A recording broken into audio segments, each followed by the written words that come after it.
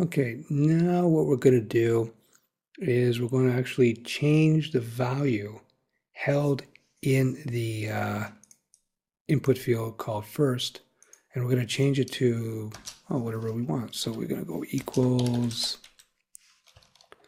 JavaScript is cool. The default value, of course, we set it to Stefan. So when we click our on click here, we fire off the check form function. This is check form. JavaScript will now change the value of the input field first.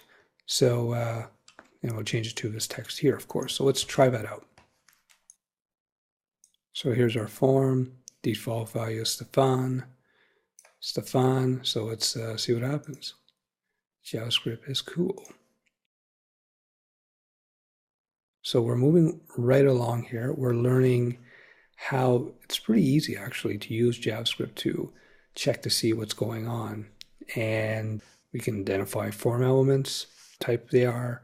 We can check to see what's inside of a particular form element.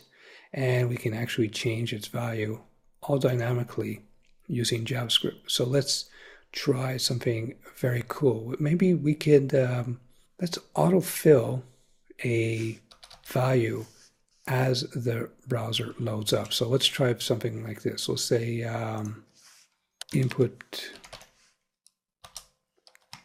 name browser, and we'll say type text.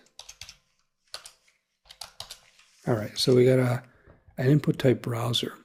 So that would be the web browser type. So let's do something about that. So we're going to go function. We're going to call it check underscore browser.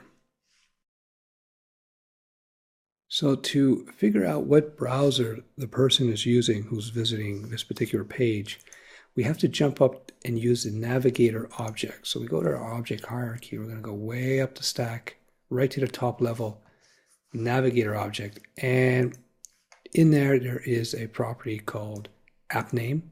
And this will tell us what the name of the browser is. So I'm just going to alert this out just to check it out. So let's see what the page looks like. And it's Netscape. So one last thing. I called this function, check browser, that we just created here.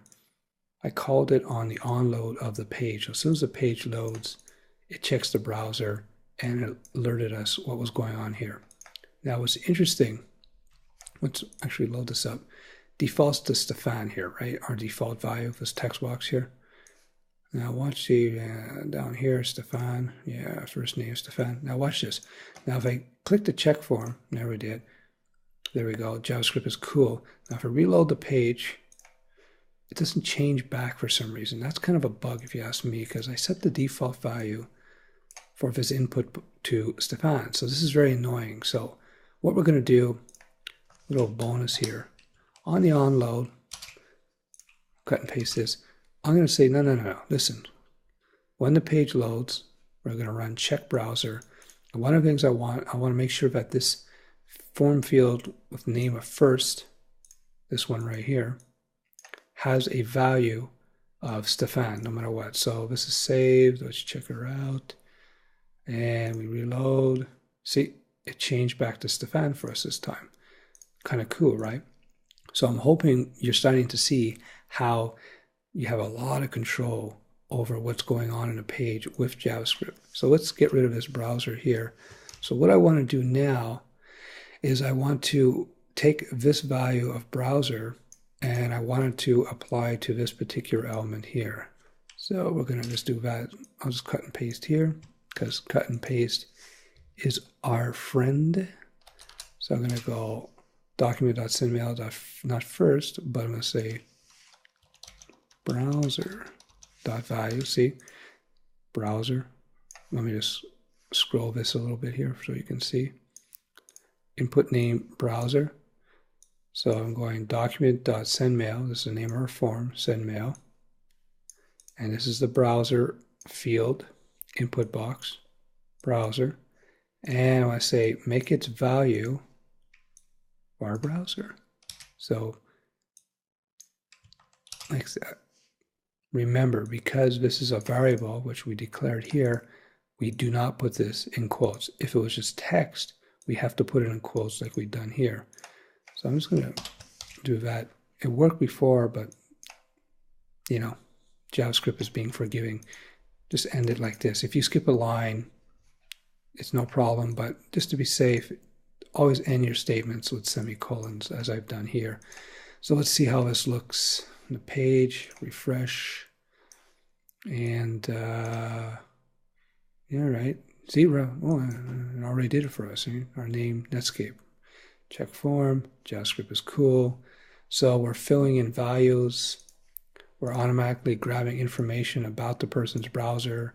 We're putting this information into the form dynamically by calling functions. This is pretty cool. We're doing some decent stuff here with JavaScript. What I want to do now is I want to show you some basic validation techniques, how to check to see what the value of a form element is, and then we can do something about it. For instance, we can stop the user from being able to submit the form unless they fill in a value properly. So let's try that out. First thing I'm going to do, I'll do a little bit of house cleaning. I'm going to put our check browser function at the top here, since we'll keep it here because we need it, but we'll get it out of the way. So let's look at our function check form. We're calling check form when somebody clicks on this particular button here. But if you want to check to see if they filled in the form properly, there's a way to do that right on the form tags itself. Fortunately, JavaScript makes this easy for us because the form object itself has, remember talking about this form object here, it has a function built in, not a function, excuse me, an event handler built in called onSubmit. OnSubmit basically is an event handler that fires off when the form is submitted by clicking the submit button. So what we're going to do, we're going to say return, and what's it called? It's called check underscore form. So what does this mean? We're basically saying to the web browser, we're saying that when this form is submitted, we want you to call the check form function, and we want you, now here's the key, it says return check form. Essentially, what this allows us to do, it allows us to send a message to the web browser through our function.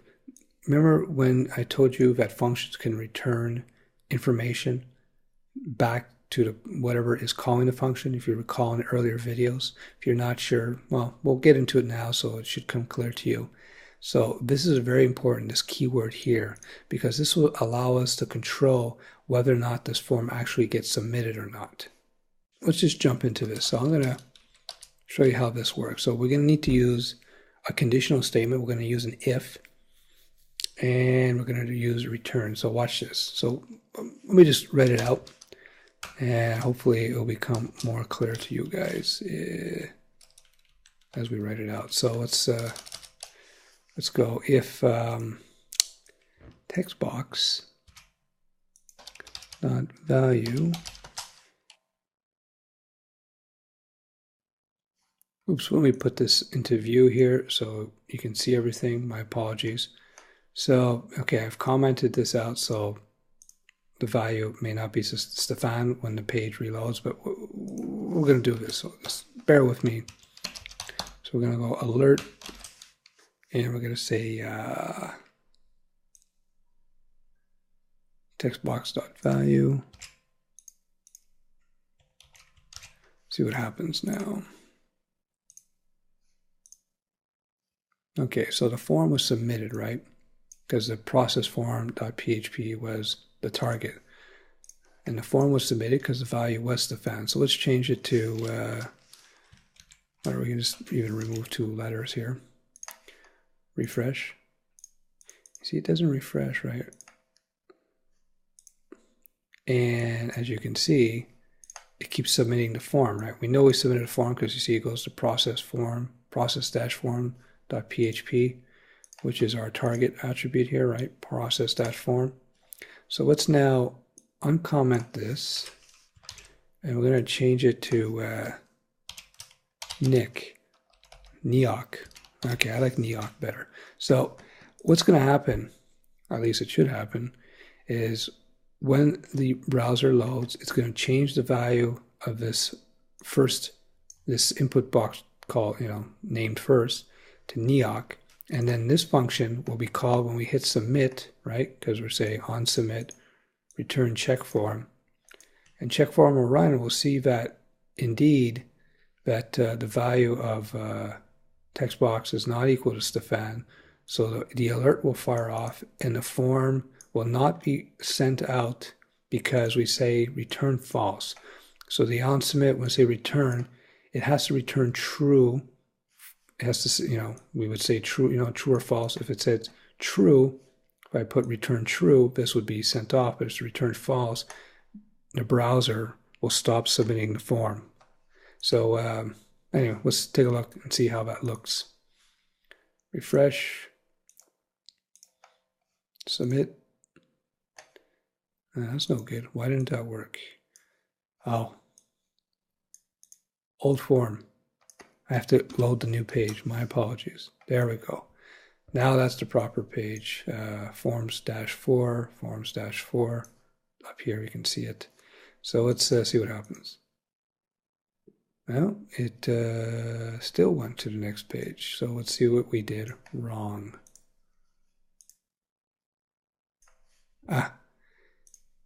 Notice this. I said it's not equal to Stefan. Now, because I didn't put in quotes, it assumes I'm looking for a variable. Since we don't have that variable, it screws everything up. So maybe that will work if I put it in quotes. So let's see what happens. There we go. Undefined. Form doesn't get fired off, right?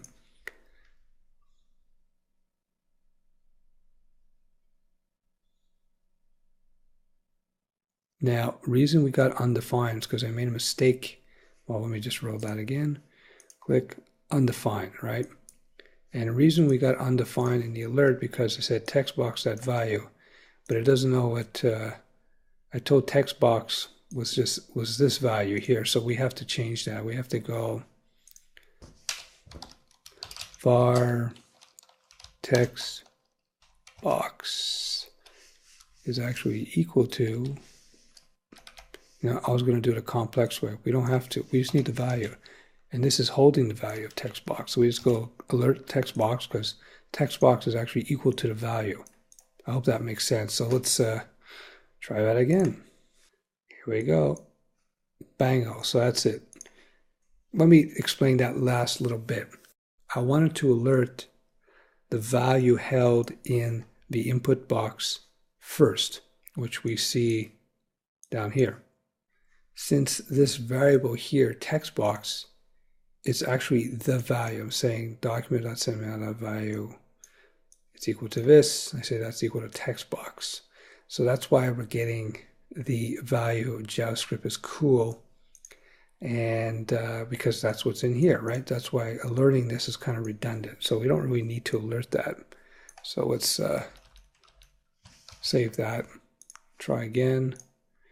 So we default back to Neok again because up here I said when the page loads, we're going to unload. We're going to fire the check browser function.